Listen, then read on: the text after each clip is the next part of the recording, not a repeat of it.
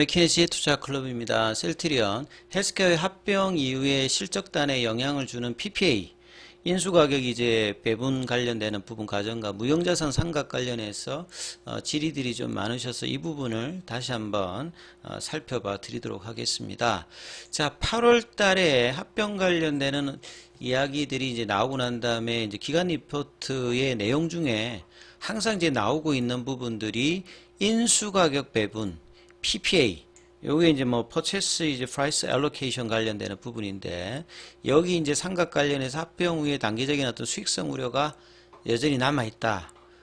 그리고 이제 예를 들었던 부분들이 이제 삼성바이오로직스가 삼성바이오에피스 관련되는 지분을 인수할 때, 뭐 지분 인수나 합병 과정에서 이제 PPA 과정을 외부 이제 해결 법인을 통해서 이제 진행을 하는데요. 그래서 공정가치 5조 4천억 중에서 이 순자산 가치를 제외한 이 프리미엄 등으로 3조 8천억 정도를 PPA로 해서 상각되고 있다. 그래서 셀트리온도 마치 이제 이 PPA 과정에서 무형자산 상각이 좀 많을 수 있다, 이런 이야기들을 이때부터 했고, 최근에도 이제 기관들이 목표가를 못 올리는 이유 중에 이제 이 PPA 관련되는 무형자산 상각 관련되는 우려감들을 계속 이야기하고 있거든요.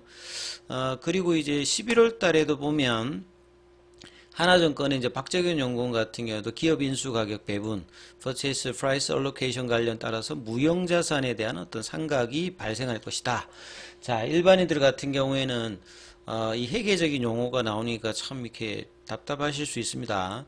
기업 인수 가격 배분도 생소하실 거고, 무형자산 한 번씩 들어보셨을 거고, 상각이라는 부분들도 들어봤는데 확 와닿지가 않습니다.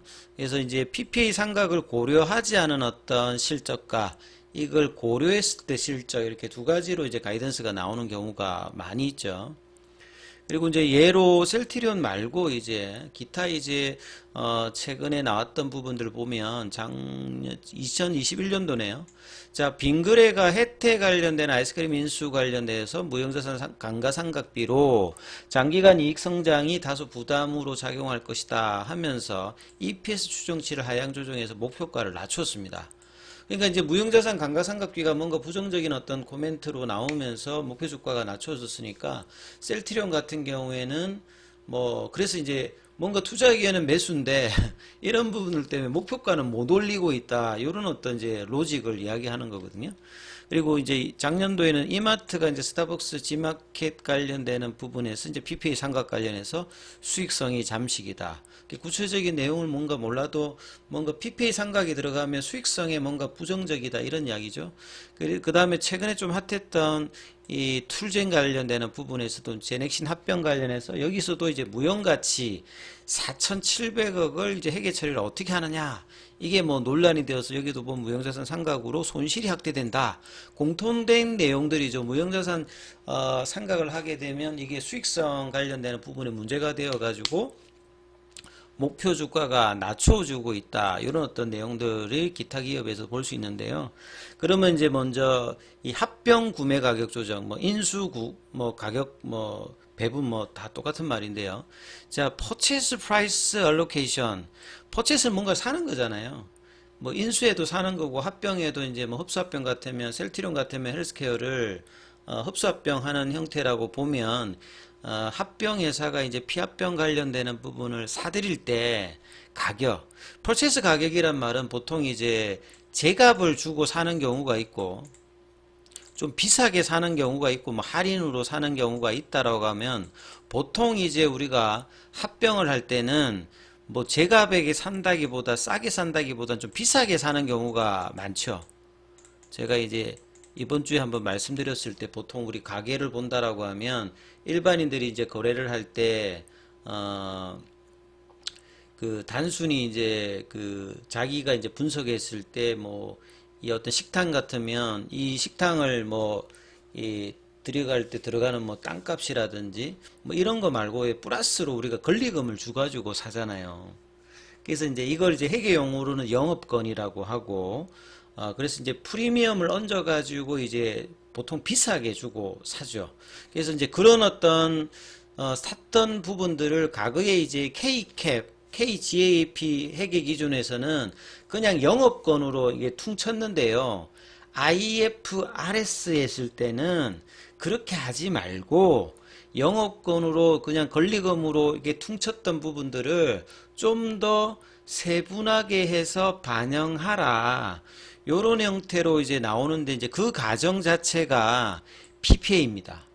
그러니까 PPA는 회사가 하는 게 아니라 이제 외부의 이제 회계법인한테 PPA 과정을 줘서 피합병법인 그러니까 셀트리온 헬스케어가 가지고 있는 뭐 자산이라든지 이 부채 관련되는 부분을 다시 한번 다 이제 공정가치로 평가를 합니다.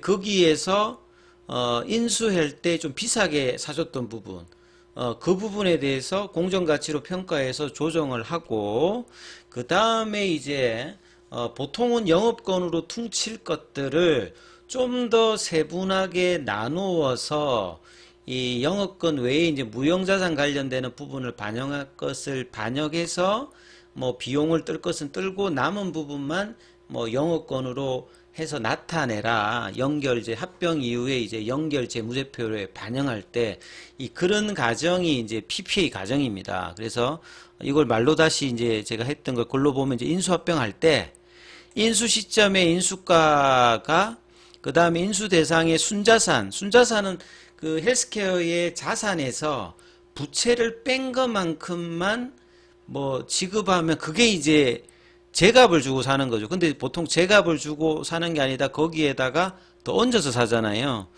얹어서 살 때 기존의 이제 순자산 가치였던 공정 가치도 다시 평가합니다. 만약에 헬스케어가 건물이나 땅이 있으면 보통 이제 재산 상태표에 그 구입할 때의 어떤 원가 그 개념으로 표시했는데 뭐 땅값이 올라가면 그것을 시가 재평가해서 하게 되면 순자산 가치도 올라가겠죠. 그러면 그 비싸게 줬던 가격하고 본래 이제 이 순자산 가치하고 이제 갭이 메꿔지면 이게 이제 실제를 이제 반영하는 그런 형태로 조정하라는 거죠. IFRS 규정상에서.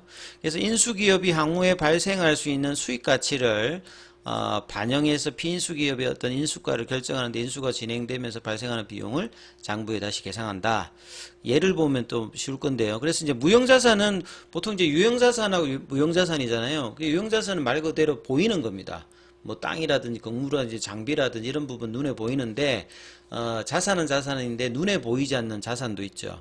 향후에 이제 경제적인 어떤 이익을 낼 수 있는 대표적인 게 뭐 영업권이고요. 그 다음에 뭐 바이오 같은 경우는 개발비도 들어가고 그 다음에 이제 헬스케어 쪽에서는 판권이 들어가 있습니다. 그래서 경제적 이익을 낼 수 있는데 그런 어떤 무형자산을 상각이라는 거는 말 그대로 이제 이 감가된 어떤 가치를 회계상으로 빼주는 겁니다. 비용으로 이제 떨어내주는 어떤 형태인데, 이걸 이제 보통은 이제 정액법으로 뭐 5년 뭐 이렇게 정해가지고 이렇게 떨어내는데, 이게 딱 이제 뭐 하는 게 회사가 일단 정하는 거죠. 그 부분들이 이제 어떻게 되느냐에 따라서, 비용으로 이제 떨어내니까, 이게 이제, 비용에 이제 이게 추가되기 때문에 이제 이익 관련되는 부분에 실적에 이제 영향을 주는 어떤 부분이죠. 그래서 이제 무형자산 관련되는 부분 업종마다 다른데 보통 헬스케어 같은 경우에도 뭐 상표권, 브랜드, 그 다음에 고객관계. 헬스케어 같은 경우에는 실질적으로 유통을 하잖아요. 그러면 이제 각 해당 지역이 최근에 직판까지 하니까 나름 파는 과정에서 이 고객과의 어떤 관계에는 나름대로 이제 눈에 딱 보이진 않습니다만 직판을 통해 가지고 이 형성된 어떤 이 부분들이 이제 가치가 있다라고 할 수가 있을 거고요.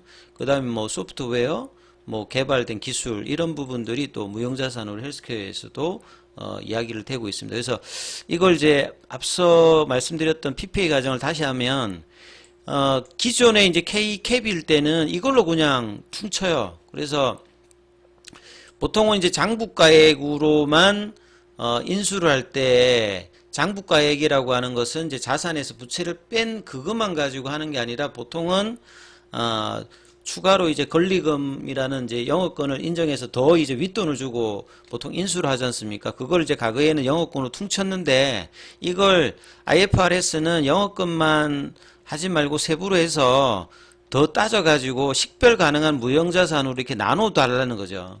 그래서 뭐 대표적으로 뭐 상표권이라든지 고객관계라든지 소프트웨어라든지 요렇게 특허권이라든지 이렇게 분류를 해서 무형자산으로 되면 요걸 이제 상각 처리하겠죠. 상각 처리한다는 말은 비용을 떤다니까 본래 영업권만 있으면 비용이 이제 안 줄 건데요. 영업권 같은 경우는 이제 그 손상 테스트만 이제 연말에 하고 이거를 이게 떨어내지는 않거든요. 근데 이제 IFRS 쓸 때는 본래 영업권 가는 것보다는 이제 이렇게 줄죠. 그리고 이제 이렇게 식별 가능한 무형자산 형태가 이제 나타나지면 이게 이제 회계법인을 통해서 PPA 과정을 통해서 이렇게 식별을 하는 겁니다. 그래서 이제 이렇게 구분해 가지고 상각해서 떨어내라. 그러면 이제 이걸 하기 전보다는 비용에 떨어내는 게 많으니까 이익 규모가 준다 이 말입니다. 그래서 이 매수 가격은 인수 가격은 이렇게 비쌀 거 아니에요. 그러면 헬스케어 입장에서 보게 되면 이게 무슨 말이냐면 그냥 재산 형태로만 보면 이 자산하고 이제 부채를 뺀 게 이제 자본 여기 순자산이거든요. 그럼 헬스케어 같은 경우에는 5조대의 어떤 자산과 부채가 한 3조대 되거든요. 그러니까 남아 있는 2조. 그러니까 2조 정도만 주고 셀트리온 헬스케어를 달라고 하면 셀트리온 헬스케어가 주질 않겠죠. 왜냐하면 요렇게 자산을 가지고 뭘 합니까? 셀트리온 헬스케어는 매년 매출을 발생하잖아요. 그럼 올해도 발생하고 내년도 발생하고 그거 있는데 그것들에 대한 어떤 부분이 있는데 요 이제 자본 2조만 내 가지고 그 팔아라고 하면 인수하라고 하면 하지 않을 거 아니에요. 그래서 지금 이제 이렇게 보시면 셀트리온의 어떤 순자산은 2조대인데 시가총액은 10조잖아요. 그러면 이제 합병가액에다가 내년도에 이제 그 헬스케어 이제 주주들은 이제 셀트리온 관련되는 주식을 받지 않습니까? 그럼 그걸 곱하게 되면 이제 이 부분이 나오는데 이걸 그 시총이라 퉁치면 이 8조가 뭐냐 이거죠. 이 8조가 결국은 순자산 가치 대비해서 추가로 이제 셀트리온이 부담한 헬스케어 관련되는 부분에 추가된 어떤 이제 가치다 이 말입니다. 이 가치 이게 이제 매수 가격하고 이제 순자산 가치하고 차이가 한 8조 정도 나잖아요.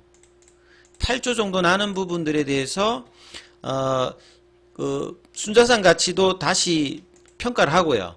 그래서 뭐 앞서 말씀드렸듯이 뭐 이 자산 중에서 뭐 땅이라든지 뭐 금융자산이라든지 이런 눈에 보이는 어떤 유형자산이라든지 이런 부분을 다시 재평가해서 자산이 늘 수 있는 부분은 늘고 부채가 줄 수 있는 줄고 그 다음에 나머지 무형자산을 평가해서 이걸 이제 영업권으로만 퉁치지 말고 더 나누어서 이제 배분하라는 거죠. 셀트리온 헬스케어의 무형자산에 보게 되면 여기 보면 영업권, 소프트웨어, 회원권, 기타 무형자산에 보면 여기에 이제 판권 관련되는 부분이 나와 있어요. 예? 여기 이렇게 나와 있단 말이죠. 셀트리온이 이제 개발하는 신약에 대한 연결 실체가 보유하게 되는 판매권 이게 요게 나와 있잖아요. 그래서 이 부분에 대해서 그 기관들 리포트 보게 되면 셀트리온 헬스케어 무형자산에 대한 어떤 상각이 발생할 것이다. 당연히 발생하죠. 예, 이제 IFRS 가정에서는 이 셀트리온 헬스케어 무형자산 상각 관련되는 부분이 나오는데 비교 대상을 삼성바이오로직스, 삼성바이오에피스 이걸 했기 때문에 이때 이제 보면 얘네들 같은 경우 순자산 가치 제외한 나머지 이제 이 공정 가치를 해봤더만 5조 4천이니까 나머지 이 부분들이 기존에는 그냥 영업권일 건데 영업권 관련되는 부분은 최종으로 보면 이제 한 6천억 정도만 잡혀 있고 나머지가 이제 무형자산으로 배분되어 있다 이 말이에요. 한 3조 한 8천억 정도가 이제 영업권 말고로 이제 잡혀 있으니까 이게 이제 상각 대상이니까 그럼 이게 이제 뭐 몇 년 정도로 해가지고 정액법으로 드러내게 되면 이제 이게 이제 그 수익성에서 문제가 되겠죠. 이제 이런 어떤 기간 동안에는 매 분기마다 이제 이런 영향을 받으니까. 예, 그런데 이제 셀트리온 같은 경우는 9월 13일에 나왔던 하나증권이 이제 NDR 그 노트에 보게 되면요. 요 18조 정도의 어떤 차이, 공정가치 나누었을 때 이제 이게 이제 기존에는 이제 영업권으로 다 잡히는 어떤 부분인데 셀트리온 같은 경우에는 헬스케어의 이제 이 부분들이 대다수가 영업권으로 설정된다 이 말이에요. 뭐 별도로 이제 무형자산으로 막 많이 잡히는 어떤 부분들 들이 많이 없고 삼성하고 좀 경우가 다르다고 분명히 이제 9월달 리포트에 나와 있습니다. 그러니까 삼각 대상이 될 수 있는 부분들이 판권에 관련되는 부분 이거다 이 말이죠. 그리고 이제 고객 관계 관련되는 이 부분들을 이제 무형자산으로 잡아서 삼각 대상이 되는 건데 이 규모가 크진 않을 걸로 일단 예상을 한다면 NDR을 하고 난 다음에 회사에서도 그리고 이제 이 부분들은 이제 구체적으로 인수가 이제 딱 결정되고 난 다음에 연결제 재무제표로 이게 이제 외부 회계법인을 통해서 이제 확정이 되면서 뭐 이제 상각의 어떤 이제 기간이라든지 금액들이 나오겠죠. 이제 그게 이제 딱 잡히면 기관들의 어떤 리포터가 이 불확실성 해소로 이제 그때부터 이제 목표 주가가 어떻게 나올 거다 이 말입니다. 그 이야기를 하고 있어서 최근에 이제 뭐 목표 주가를 못 높이고 있는데 삼성 경우와 같이 이제 이 상각에 대한 어떤 대규모 하는 게 아니냐 뭐 조 단위 삼성 같은 경우는 3조가 넘게 있으니까 근데 이 정도는 아니다 이 말이죠. 그 정도로 큰 규모로 예상하고 있지 않기 때문에 뭐 한 몇천억대 정도 되겠고 그거를 한 방에 드러내는 게 아니라 뭐 5년 이상으로 뭐 5년 정도로 막 잡는다면 이제 이걸 이제 나누어서 정액법으로 뭐 한다 요런 내용이다 보시면 됩니다. 그래서 이제 이 PPA 관련되는 부분들이 예상을 할 수 없으니까 PPA가 안 됐을 때 어떤 이제 매출 예상들은 나오고 이 부분들이 이제 뭐 내년도에 뭐 잡혀지게 되면 그때부터 이제 기관들의 어떤 목표가들이 많이 좀 바뀌지 않을까 이런 생각이 됩니다. 아무튼 PPA 과정 속에서 순자산 가치의 어떤 공정가치 평가를 하고 그 인수가의 차이점을 기존의 영업권 관련되는 부분으로 과거했던 부분을 IFRS 과정에서 이제 영업권 내에서도 이제 무형자산으로 할 수 있는 부분들을 새로 이제 정리를 해서 이제 그 부분만큼을 삼각 대상으로 해서 줄여놓는데 셀트리온 같은 경우는 헬스케어 쪽에서 이 판권 관련되는 부분이나 고객 관계 관련되는 이 정도로 되기 때문에 대부분은 영업권으로 되기 때문에 영업권은 삼각 대상이 아니거든요. 그러니까 크게 이렇게 뭐 우려하실 만한 사항이 아니다. 이렇게 이해를 하시면 될 것 같습니다. 여기까지 하겠습니다.